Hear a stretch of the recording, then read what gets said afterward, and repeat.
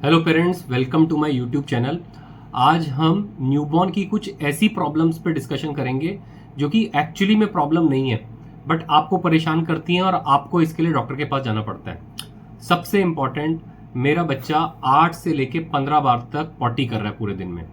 So parents, newborn babies पूरे दिन में 8 से लेके 15 बार तक सेमी सॉलिड स्टूल्स, थोड़े से पानी जैसे थोड़े थोड़े दानेदार, ऐसी पॉटी कर सकता है, वो भी दूध पीने के बाद तुरंत।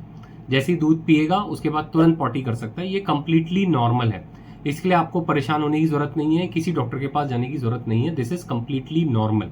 बच्चे का पेट छोटा होता है, तो जैसे ही वो दूध पीता है तो उसका पेट फूल जाता है और वहां से एक रिफ्लेक्स जाता है उसके कोलोन में। इसको बोलते हैं हम गैस्ट्रोकोलिक रिफ्लेक्स। कोलोन यानी बड़ी आंत पे रिफ्लेक्स जाता है और बच्चा थोड़ी सी पॉटी कर देता है। कई बार हवा के साथ भी थोड़े से लूज मोशंस निकल जाते हैं। ये कंप्लीटली नॉर्मल है, इसके लिए आपको परेशान होने की जरूरत नहीं है।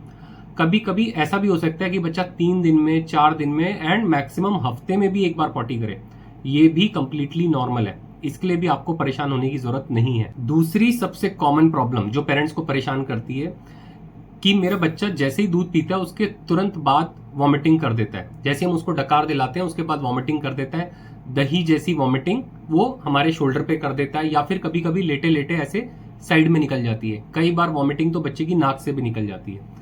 तो पेरेंट्स, ये भी कंप्लीटली नॉर्मल है। बच्चे का जो फूड पाइप है, यानी कि जो खाने की नली है और जो पेट है, उसके बीच में एक स्फिंक्टर होता है, एक जोड़ होता है जिसको बोलते हैं गैस्ट्रो ईसोफेजियल जंक्शन। तो वो जो जोड़ होता है वो पूरी तरीके से ऐसे बंद नहीं होता, तो वो थोड़ा सा खुला रहता है, जिसकी वजह से दूध जो है वापस ऊपर आ जाता है। तो इसके लिए कुछ भी करने की जरूरत नहीं है, आप बच्चे को सिर्फ 15 मिनट तक कंधे पे रखकर डकार दिलाएं।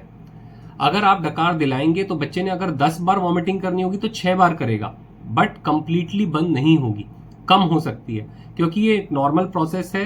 समय के साथ जैसे ही बच्चा बड़ा होगा, 6 महीने 8 महीने पे ये जो गैस्ट्रोइसोफेजियल जंक्शन है ये टाइट हो जाता है, बंद हो जाता है कंप्लीटली, तो ये वॉमिटिंग बंद हो जाती है।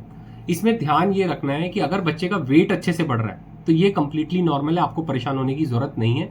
बस आप बच्चे को 15 मिनट तक डकार दिलाएं। बच्चे को डकार की आवाज आ भी जाए तो भी आपको नीचे नहीं रखना है, आपको कंप्लीट 15 मिनट तक उसको ऐसे कंधे पे रख के डकार दिलानी है।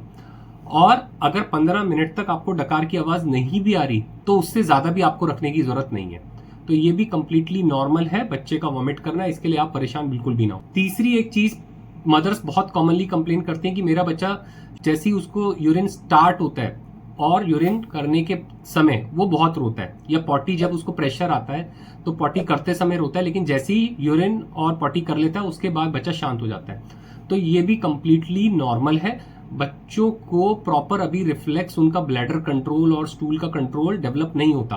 तो जब उनका पूरा ब्लैडर फुल हो जाता है, जब उसमें यूरिन काफी हद तक भर जाता है, तो हल्की सी उन्हें पेन की सेंसेशन होती है और उस पेन की सेंसेशन के साथ साथ ही वो यूरिन पास कर देते हैं। तो इसमें ध्यान देने वाली बात यह है कि अगर यूरिन करने के बाद भी बच्चा रो रहा है, स्पेशली फीमेल चाइल्ड, तो इसका मतलब बच्चे को यूरिन इन्फेक्शन हो सकता है, और साथ में बच्चे को फीवर भी आ रहा हो तो ऑल द मोर रीजन बच्चे को यूरिन इन्फेक्शन हो सकता है। अदरवाइज यूरिन करने के बाद या स्टूल करने के बाद बच्चा कंप्लीटली नॉर्मल हो जाता है, चुप हो जाता है, बट करते समय वो जरूर थोड़ा सा रो सकता है। कुछ पेरेंट्स की प्रॉब्लम ये होती है कि मेरा बच्चा बहुत ज्यादा हिचकियां लेता है। तो पेरेंट्स, हिचकी लेना एक नॉर्मल रिस्पॉन्स है। बच्चा कई बार 20-25 बार भी कुछ कुछ इंटरवल में दूध पीने के बाद हिचकी ले सकता है, कंप्लीटली नॉर्मल है। बच्चा 8 से 10 बार दिन में थोड़ा थोड़ा खांस सकता है। खांसना भी एक प्रोटेक्टिव रिफ्लेक्स है, जैसे हम लोग अपना गला साफ कर सकते हैं, बच्चा उस तरीके से गला साफ नहीं कर सकता। तो अगर उसको थोड़ा सा भी इरिटेशन होता है तो वो खांस के अपने इरिटेशन को कम करता है।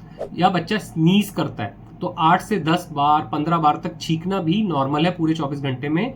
ये कोई कोल्ड का लक्षण नहीं है, 8-10 बार बच्चा पूरे 24 घंटे में छींक सकता है। तो हिचकी लेना, छींकना और 8-10 बार खांसना, ये भी कंप्लीटली नॉर्मल है। कुछ पेरेंट्स की कंप्लेन होती है कि मेरा बच्चा बहुत ज्यादा सोता है। तो नॉर्मली न्यूबॉर्न 14 से 18 घंटे सोते हैं और ये इनका नॉर्मल पैटर्न है, और धीरे धीरे करके इनकी स्लीप जो है वो कम हो जाती है। और यूजुअली आपने देखा होगा कि बच्चे जो हैं दिन में ज्यादा सोते हैं और रात में ज्यादा जागते हैं, क्योंकि जब बच्चा माँ के पेट के अंदर होता है, जब माँ दिन भर काम कर रही होती है तो उसको अंदर थपकी लग रही होती है, जिसको हम बोलते हैं क्रेडल इफेक्ट। तो थोड़ा सा उसको हिल रहा होता है, उसको थपकी लग रही होती है, तो वो अंदर दिन में सोता है। और जब मदर रात में सोती है तब बच्चा जागता है। तो ज़्यादातर जो किक्स होती हैं जो मदर महसूस करती हैं बच्चे की, जब बच्चा पेट के अंदर होता है, तो वो भी रात में ही ज़्यादा महसूस करती हैं। तो ये जो स्लीप साइकिल है दिन में सोने की और रात में जागने की, ये 6 महीने के बाद रिवर्स होनी स्टार्ट होती है। तो इसके लिए भी पेरेंट्स आपको परेशान होने की ज़रूरत नहीं है। 14 से 18 घंटे बच्चे सोते हैं, बट आपको सोते हुए भी पहले 1-1.5 महीने में हर 2 घंटे में बच्चे को उठाकर फीड कराना है। पेरेंट्स, आज हमने बात करी कुछ ऐसी प्रॉब्लम्स के बारे में जो कि न्यूबॉर्न के लिए कंप्लीटली नॉर्मल है बट आपको परेशान करती है।